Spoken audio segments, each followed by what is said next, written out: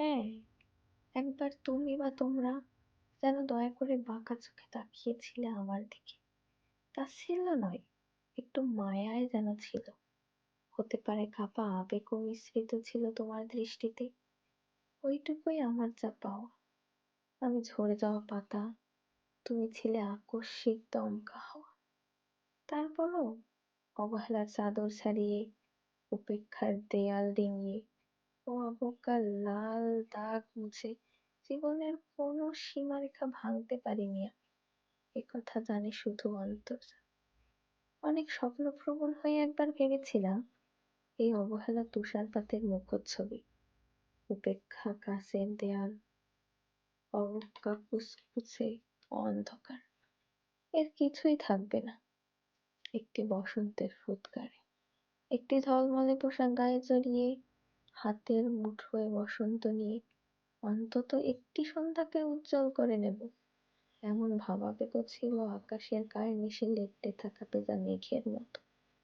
ওই মেঘ কখনো বৃষ্টি হয়ে নামেনি।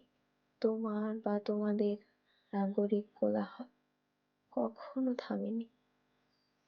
অর্ধেক জীবন ফেলে এসে দেখি অনেক কিছু বদলে গেছে।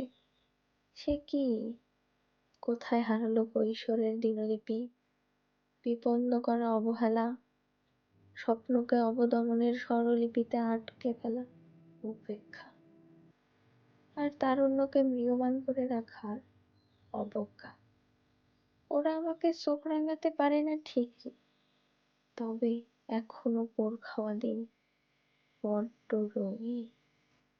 আমি আর সমুদ্র জলে হাত রেখে বলে দিতে পারি কোন ঢেউয়ে ভেসে বেড়াচ্ছে তোমাদের গোপন অশ্রুকণা। আকাশ পানে তাকিয়ে বুঝতে পারি কার দীর্ঘশ্বাসে ঝরে পড়ছে নক্ষত্র।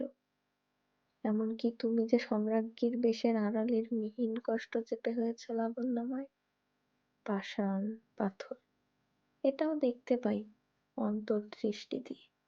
আমি জানি দীর্ঘশ্বাসে ভরা এই আখ্যান যদি পেত কবিতার রূপ, সেই অবহেলা হতো বসন্ত।